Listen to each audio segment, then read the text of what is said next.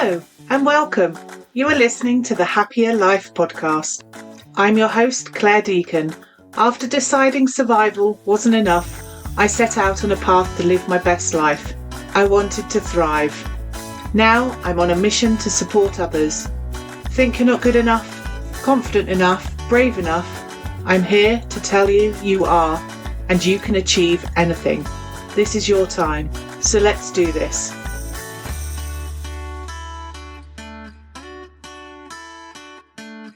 Hello and welcome back to the Happya Life Podcast. I'm Clare Deacon, your trauma-informed therapist, positive psychology coach and founder of Happya. And today's episode lands on a day that carries so much emotion for many. It's Christmas Eve. And while the world may be full of sparkle and celebration and cherish every moment, so many are silently holding tension, grief, overwhelm, old wounds, family expectations, or simply the weight of wanting everything to be different than it is. So if today feels tender or complicated or emotionally full or strangely numb, this episode is your permission slip. It's a hand on your shoulder, a grounding breath, a reminder that you don't have to lose yourself just because it's the holidays. We're going to talk gently about navigating complicated family dynamics, loneliness, grief, pressure, emotional burnout, and how to stay connected with yourself even when the world feels loud and demanding. And if your nervous system is already buzzing, if you feel like you're bracing for tomorrow, or if there's a quiet ache that you haven't named yet, you're not alone. I'm right here with you. So let's take a slow breath first.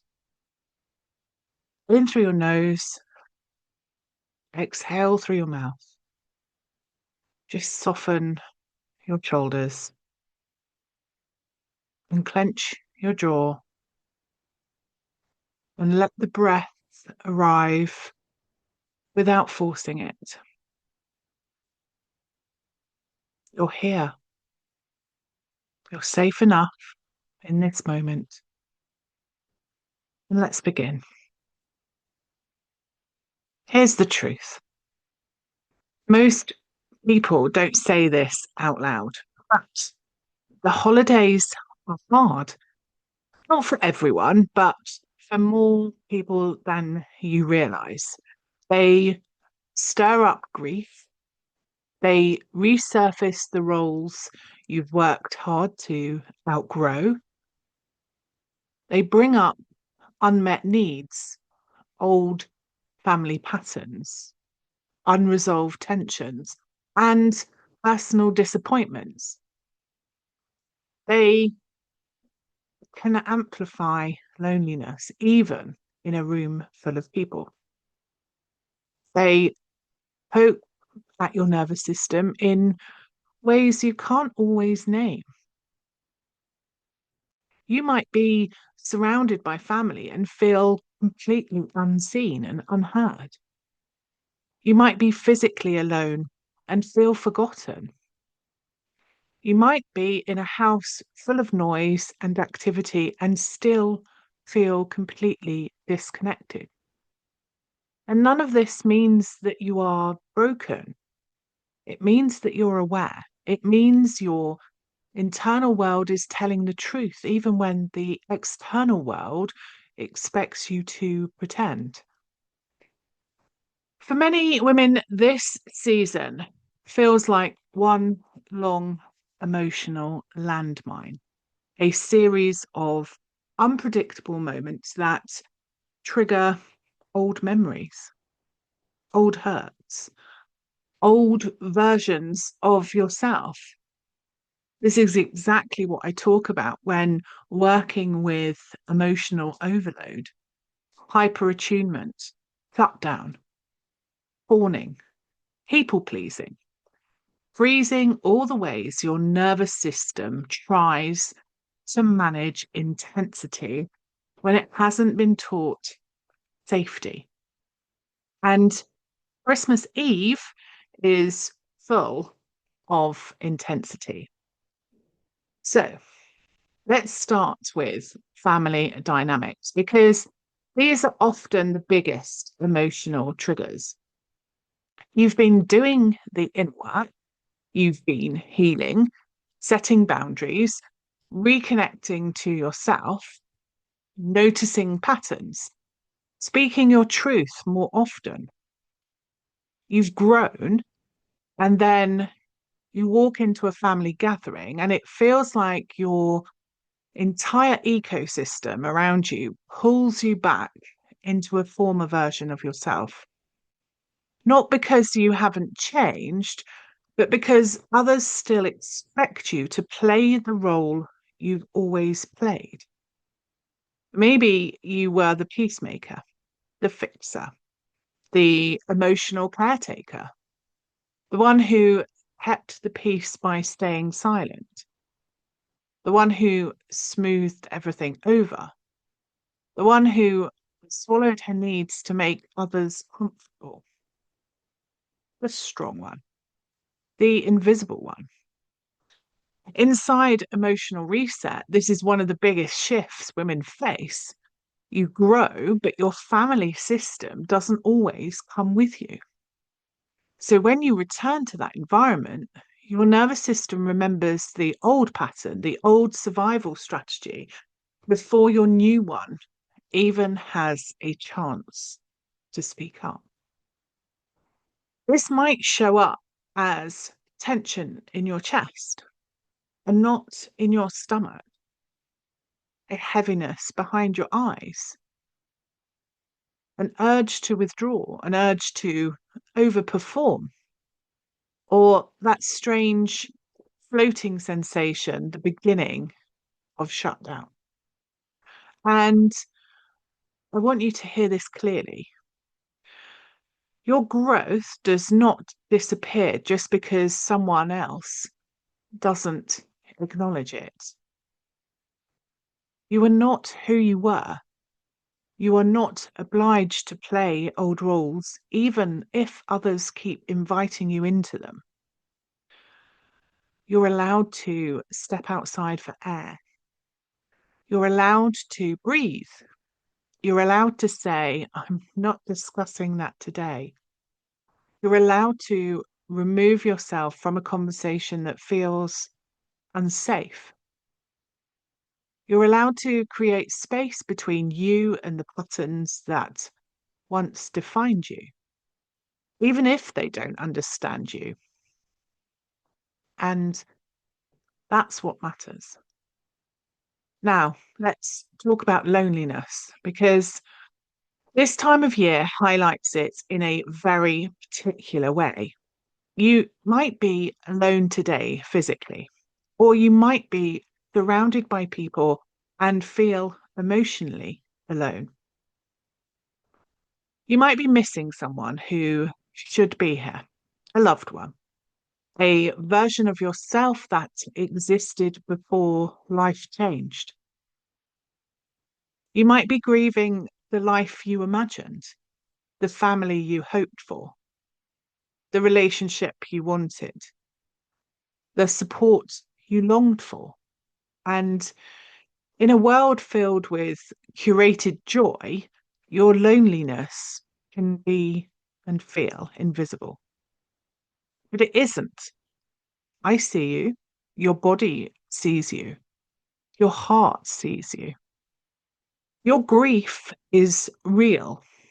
And it doesn't make you ungrateful, it makes you human. Let's talk about emotional energy because this is at the core of why the holidays feel so overwhelming. Imagine your emotional energy as a battery, not just your physical energy, but your psychological, emotional, and relational reserves. Every conversation, every decision, every environment either drains or replenishes that battery. So ask yourself, who replenishes me today? What drains me? Where do I need a buffer? What would help me feel just 5% more grounded? What would support my nervous system in this moment? Your job today isn't to manage everyone else's comfort. Your job is to care for the system you live in your body, your mind, and your emotional world. Let me give you a few anchoring practices to help you stay connected to yourself. First, create a morning moment just for you, even 5 minutes. Make your cup of tea. Stand by a window. Feel your breath. Place your hand on your heart. Whisper something to yourself like, I matter, or I'm allowed to take up space. Perhaps you choose gentleness today. This isn't about productivity. This is about anchoring your nervous system before the day takes over. Second, choose one non-negotiable boundary. Not 10, not a full list, just one. Maybe it's giving yourself permission to leave early. Maybe it's refusing to discuss a particular topic. Maybe it's excusing yourself when you feel activated. Maybe it's saying no to something you normally force yourself to say yes to. You don't need to fix all of the dynamics today. You're choosing one small act out of self-protection. So third, build in reset breaks. These are tiny moments where you check in with your body. Step into another room. Put headphones on for a minute. Go for a short walk. Sit in the bathroom and just breathe. Lay on a bed for 2 minutes with your eyes closed. Drink a cold glass of water. Press your feet into the ground. Place your hand on your heart. These aren't escapes, they're regulation. Your nervous system needs these pauses, especially when you're in triggering or overstimulating environments. Fourth, release the shoulds. You don't have to enjoy everything today. You don't have to feel festive. You don't have to be grateful for every second. You don't have to perform a version of yourself that feels emotionally expensive. You are allowed to feel your truth, whatever it is. And if today feels like a mixture of joy and grief, hope and heaviness, connection and disconnect, that is valid. Real life is allowed to be layered. Maybe you're coping with a loss. Maybe somebody is missing from your table. Maybe you're navigating heartbreak, illness, or identity shifts. Maybe it's your first Christmas after a separation, a death, a diagnosis, a move, or a massive life change.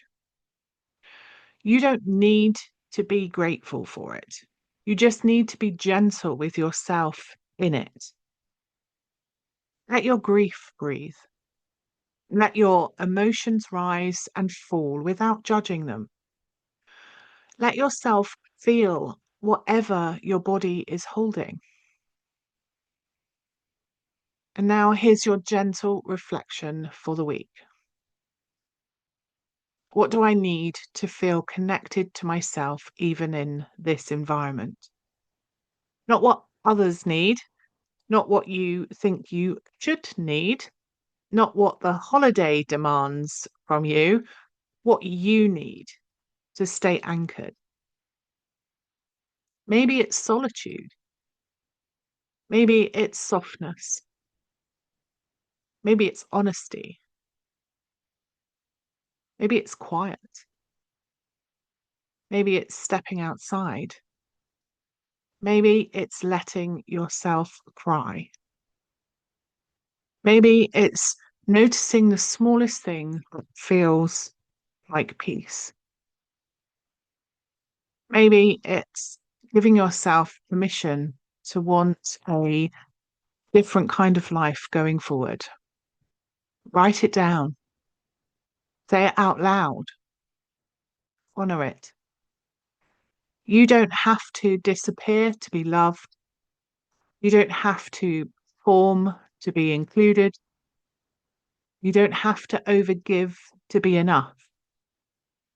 And if today feels heavy, if this episode hit a tender spot, I want to offer you support in a way that feels safe and gentle. If you're longing for clarity, connection, emotional grounding, if you're tired of feeling overwhelmed by your own feelings, book a complimentary chat with me. It's not a pressurized call, it's a conversation about what matters, about what you're carrying, what support might feel like. And if you're not ready for that, that's completely okay. You can begin softly with the free emotional overload guide. Why you feel so much, the 3 hidden habits keeping you in that emotional overload space. It will help you to understand why your emotions feel so big, so deep, so fast, and what your nervous system is actually trying to do when it seems like you're too sensitive. The link is in the show notes as always. So thank you for being here with me today with your truth, your tenderness, and your courage. Next week, we'll explore how to move from survival into intentional, hopeful living as we close out the year, because you deserve more than coping. You deserve to feel like yourself again. Until then, protect your peace, honor your needs, and remember, surviving the holidays does not mean losing yourself. You're allowed to stay connected to you. Until next time. If you've enjoyed this episode, ensure you hit subscribe, head on over to my website, happiercoach.com, sign up for the weekly newsletter, and let me support you in living a happier life. I'm your host, Clare Deacon. Thank you for listening. Have a fabulous day.